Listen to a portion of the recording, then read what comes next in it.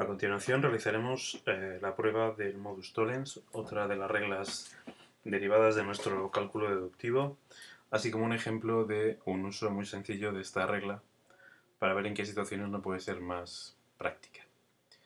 Bien, empezaremos de nuevo recordando que el enunciado de la regla diría que si tenemos un condicional, si A entonces B, y tenemos también como premisa la negación del consecuente, entonces podemos concluir la negación del antecedente.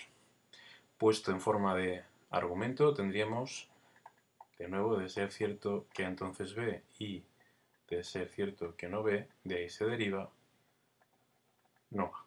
Bien. Esta es una prueba muy sencilla que se puede hacer exclusivamente con reglas primitivas. Empezamos, como siempre, asumiendo en nuestra derivación como primera línea la primera de las premisas, si A entonces B, como segunda línea la segunda de las premisas, no B. Y a continuación la estrategia fundamental consiste en aplicar la regla de introducción de la negación. La introducción de la negación, que es un resumen de una estrategia de reducción al absurdo, recordamos que supone partir de lo contrario de lo que debo demostrar para ver si puedo derivar algo que no sea posible.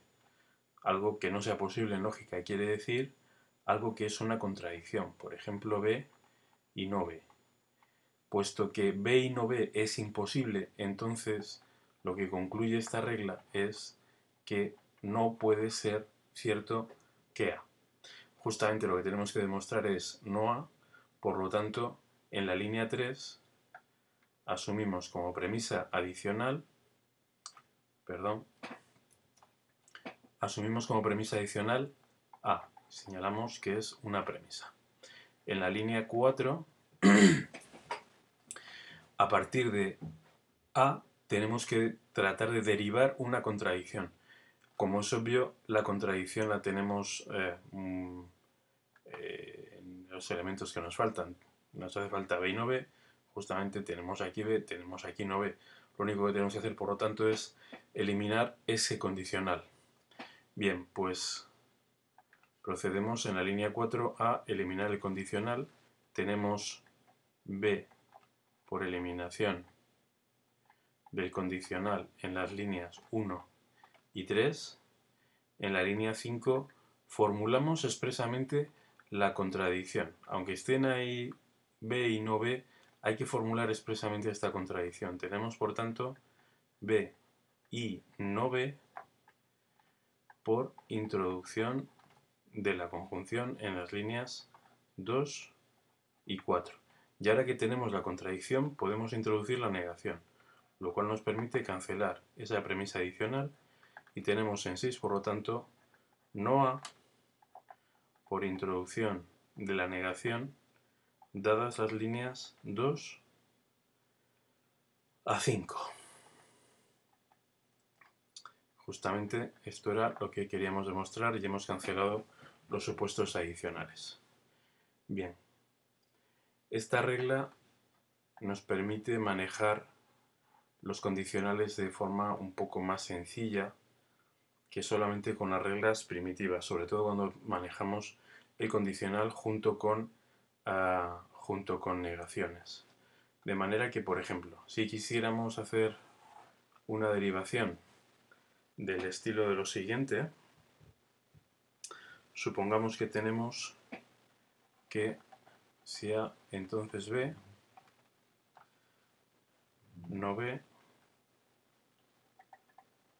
y de ahí tenemos que derivar C o no A. Bien, si analizamos un poco la conclusión, lo que tenemos que derivar, vemos que tiene forma de disyunción, con lo cual, como hemos dicho otras veces, bastaría que tener uno de los elementos, uno de los argumentos de la disyunción, e introducir el otro por la regla de introducción de la disyunción. En principio, C ni siquiera aparece en las premisas, con lo cual es mucho más fácil tratar de derivar no A y después introducir la disyunción.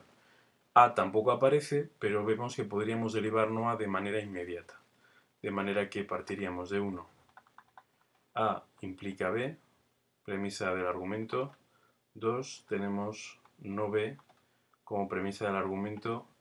3, por aplicación de modus tollens en 1 y 2, tenemos no A y ponemos modus tollens en 1 y 2.